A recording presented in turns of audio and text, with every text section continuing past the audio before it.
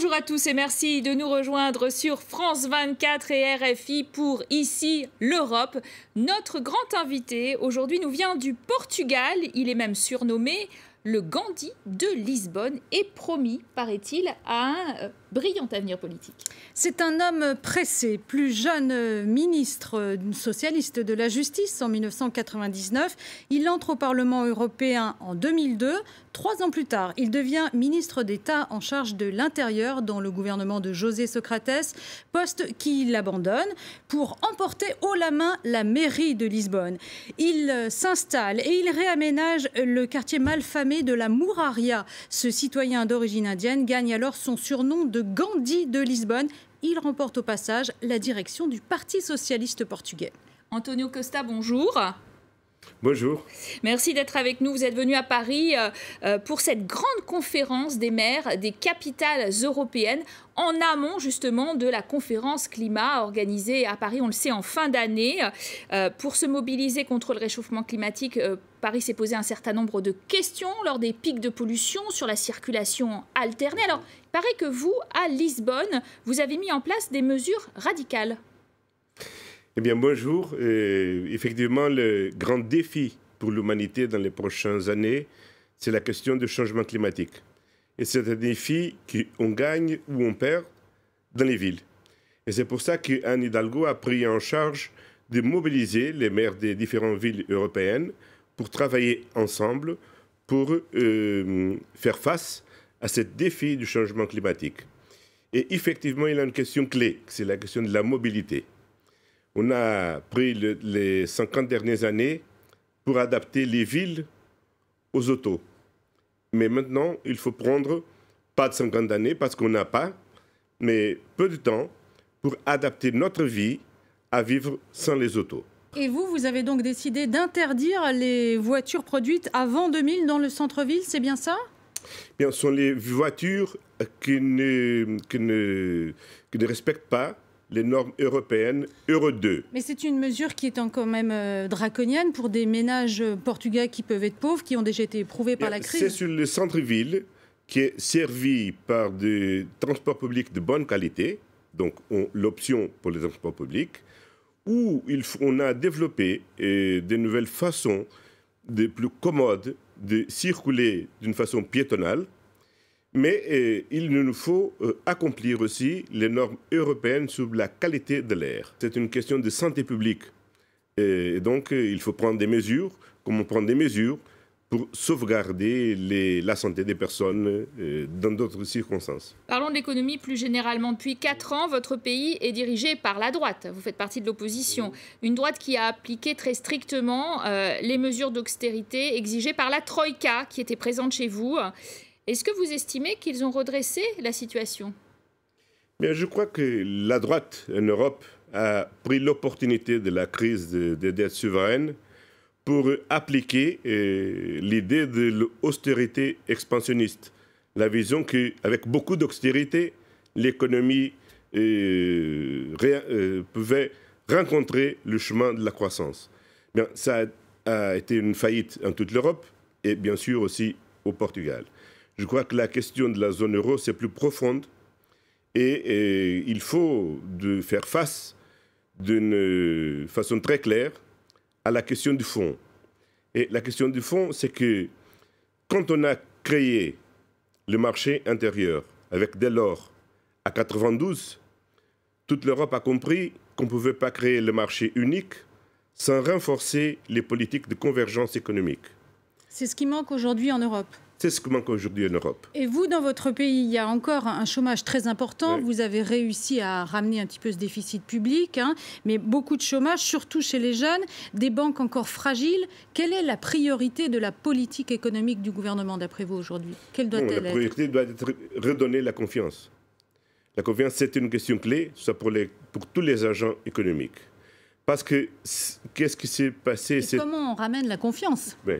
Bien, il y a tout d'abord une question sur la politique des rentes des personnes et des gens, des familles. Et aussi l'investissement sur la capitalisation des entreprises et aussi la confiance qu'on va faire l'investissement qui sont nécessaires pour parvenir à récupérer la compétitivité qu'on a perdue au début du siècle. Et que notre compétitivité, on ne peut pas trouver sur les bas salaires. Parce qu'aucun pays européen peut être compétitif sur le facteur des salaires. Notre compétitivité doit être bâtie sur l'investissement sur l'éducation, la formation professionnelle, l'innovation, la capacité de produire des meilleurs produits et de prêter des meilleurs services de qualité ajoutée. Ça sont les réformes essentielles. Éducation, formation, efficacité du système de justice. C'est ça sont les questions clés et c'est sur ça qu'on doit investir. Alors, puisque vous parlez de l'efficacité du système de justice, le Portugal, comme d'autres pays en Europe, souffre de l'économie grise, des scandales de corruption et d'évasion fiscale, éclaboussent plusieurs personnalités, même au plus haut niveau de l'État, comme le racontent Marion Touboul et Marie Bollinchet. Le Portugal, un petit pays de 12 millions d'habitants, miné par son endettement et des plans d'austérité à répétition. Si les Portugais cherchent parfois à frauder, c'est qu'avec une TVA à 23%, la note est souvent salée. Au total, un quart du PIB du Portugal repose sur l'économie parallèle. Chez ce garagiste qui a souhaité garder l'anonymat, ni caisse enregistreuse, ni facture. Malgré les menaces de sanctions, on continue ici à inscrire les prestations sur de simples feuilles blanches pour ne laisser aucune trace. Les gens essaient toujours de ne pas payer de taxes. Moi, si un client que je connais vient et dit « je ne veux pas de facture », pour moi, il n'y a pas de problème. Mais les champions de l'évasion fiscale se trouvent du côté du pouvoir. En novembre dernier, José Socrates, l'ex-premier ministre portugais, est mis en examen pour fraude fiscale, blanchiment d'argent et corruption. La main de Socrates jusqu'à Porto, au nord du pays, avec cette autoroute flambant neuve, est pratiquement vide. Pour cet homme qui a décidé de partir en guerre contre la corruption, cet axe symbolise le gaspillage de l'argent public à l'époque de l'ancien Premier ministre. Cette autoroute a déjà 4 ans et créer des structures de cette ampleur sans qu'elles soient utilisées bénéficie forcément à quelques-uns. À celui qui a construit, à celui qui a financé la construction et enfin à celui qui a financé une dette qu'on mettra 40 ans à rembourser. Paolo et Pedro ont créé un mouvement appelé Révolution Blanche qui enquête sur les dérives financières de l'État. Le groupe, qui compte 12 000 sympathisants, a obtenu un droit de regard sur tout le procès Socrates. Mais pour eux, cette affaire est loin d'être un cas isolé. 3 hauts fonctionnaires de la fonction publique sont en ce moment en prison pour un crime présumé de corruption. Donc la corruption n'est pas limitée à la politique, mais plus grave encore, dans la structure même de la fonction publique portugaise. Révolution Blanche continue de répertorier les lieux victimes du gaspillage d'argent public, comme cette école détruite alors qu'elle était en parfait état.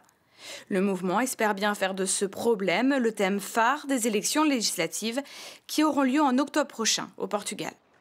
Alors, on voit plusieurs exemples dans ce reportage, mais José Socrates, c'est quand même l'ancien Premier ministre socialiste qui est en prison depuis novembre.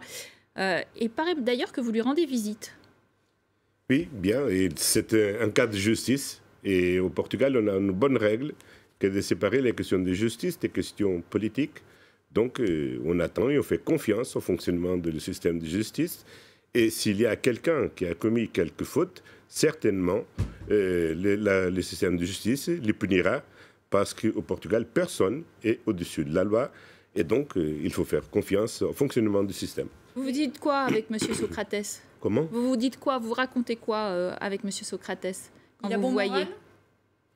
Bien, écoutez, il y a, comme vous savez, il a été le dirigeant du Parti socialiste et il a été Premier ministre. Donc, une chose sont les relations personnelles, une autre chose sont les affaires politiques. Les relations personnelles, on quitte, c'est pas, c'est quelqu'un que de votre relation personnelle a été déjà mis en examen, mais une chose sont des relations personnelles, d'autres choses sont les relations politiques.